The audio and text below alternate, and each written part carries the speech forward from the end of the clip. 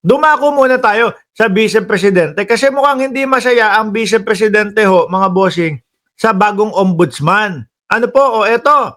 At Yan. Siyempre ho, mga kababayan, paano magiging masaya ang Vice Presidente? Kung bubuklatin, titingnan, sisilipin na yung mga ari-arian nila. Eh di ba ang tagal nilang ipinaglalaban yan? Ang dating Pangulong Duterte kagaganyan, kahahawak ng ganyan sa pisngi niya. Eh talagang ipinaglalaban niya na wag mabuksan yung mga salin na yan, na wag. Kaya nga di ba ano ginawa ng ombudsman na pinalitan ni Remulla na si Martires? Oh, wag hayaang mabuksan ang mga salin ng mga politiko. Oh, mabubuksan lang kung papayag o may pagpayag yung isang politiko. Unfair naman yata tayo sa mamamayang Pilipino. 'Di ba? At ang nakikita ko dito, mga boss G Pamo sir, yung pagbubuklat ng salin ay aabot ho yan doon sa pagbukas nung matagal nang iniingatan ng mga Duterte na joint account ni Vice President Inday Sara Duterte at ni dating Pangulong Rodrigo Duterte. Aabot ho dyan yan. Eh nakita nyo naman kung paano nila iniingatan yan. Ayaw na ayaw. Hanggang sa damputin ng dating Pangulo yung mic. Ihahataw, ibaba, ihahagis kay Trillanes. Diba? Kaya, nung na-appoint si Boying Remulla, eh ito po ang nasabi ng Vice Presidente. huwag na niya silipin. Huwag na niya silipin, no? Ilagay na niya sa harap niya at pag-aralan na niya ng maayos. Ay, kunyari, ayos lang, no? Kunyari, walang kakaba-kaba, pero deep inside, kumakabog na siguro ang dibdib ng ating Vice Presidente. Diba, sabi ni Ginger Cat, mukha ng, grabe ka sa Vice Presidente. Sasabihin ko pa naman, kapag ka hindi naka-black and white yan, sasabihin ko pa naman, ang ganda ni BP. Tapos ganyan yung comment mo. Hindi ho, kahit magalit kayo sa akin, yung physical na itsura, lalo na itong mga, nung pasimula, nung siya ay naging Vice Presidente, nakagandahan ho ako sa kanya, mga kababayan. Sorry na, kayo magalit. Oh, siguro ganun talaga yung mata ko. No, game. Wag na daw silipin. Buksan na daw mismo. Ano sabi? Oh. Sabi ni Anthony Yambao. Sara for President. Kiko Barsaga for Vice President daw. Nako po. Yari na. Ano? Republika ng Toyo? Republika ng Tentay Patis. Diyos ko po. Kayo naman, oh. Eh di kung ano-ano na mga sinabi ng presidente at vice presidente natin. Oh.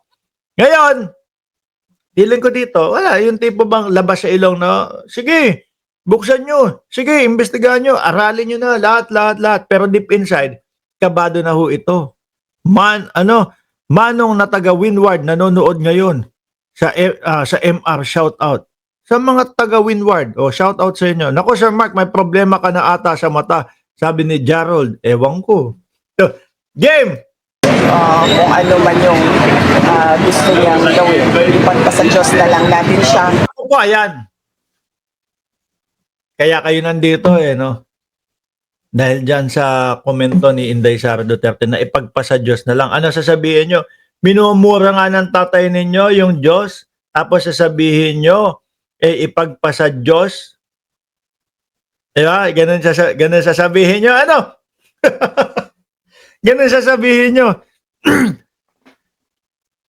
Sabi nga ni Vice Presidente dati, hindi siya marunong magpatawad o hindi, talagang nagtatanim siya. Ayaw ng Diyos ng ganyan. Yung nagtatanim ng sama ng loob. Ang gusto ng Diyos, nagpapatawad o. At kanyang mga gagawin bilang pagod ka ba na talaga siya? Sabi ni Margie Barcebal, may pala siya. Alam ko ibig sabihin niyan, alam ko, may Diyos pala siya, no? Madami kasi mga kapwa natin Pilipino na hindi naniniwala yung mga ganitong mga nila mga ganitong komento nila, ipagpasa Diyos, sabi ni Ria Pactor, Diyos daw, Diyos. Hindi naniniwala sa kanyang pwesto. Kung ako presidente, hindi siya ang i-appoint ko. Kaso po hindi kayo ang presidente. Kaya hindi siya ang inappoint nyo. Di po ba? Madaming mabubuksan kasi si Boying Remulla. Maraming posibleng kasuhan. Di ba?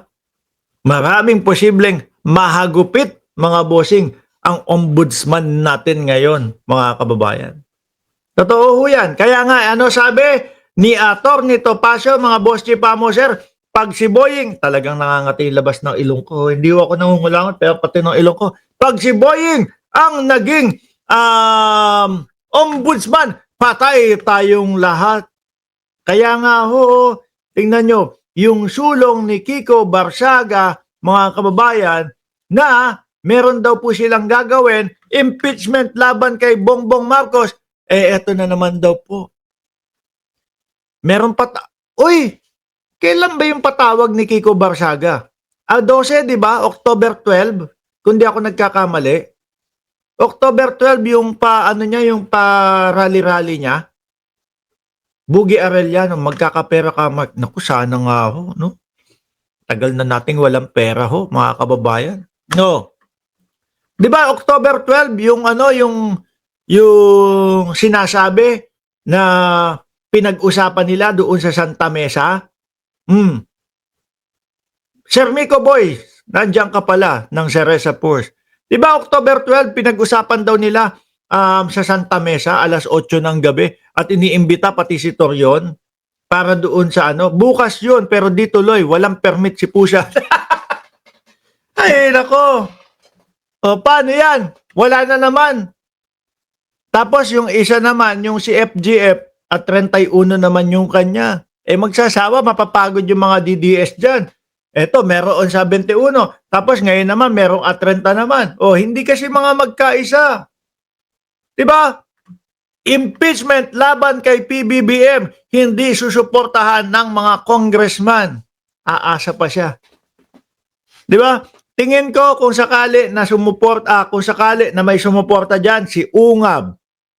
Eto, yung mga apo ni Duterte. Yan, si Kiko Barsaga. Siguro si ano pangalan nun? Si Pulong, na si Boy Saksak. Tapos yung anak ni Pulong, yung pamangkin niya, yung pinsan ni Sara, na nagreklamo dito sa budget. Siguro yan lang po sila. Iilan lang ho sila, mga kababayan. Di po ba? Dahil nakikita naman ng mga congressman yung ginagawa ng Pangulo. At ano ang dahilan nito? Nung pagpapa-impeach kay Pangulong Bongbong Marcos. Ano daw po, kumbaga, public trust daw ho. Yun, ang hina naman yan. Baka nga hindi ho umabot sa pirmahan, mga bossing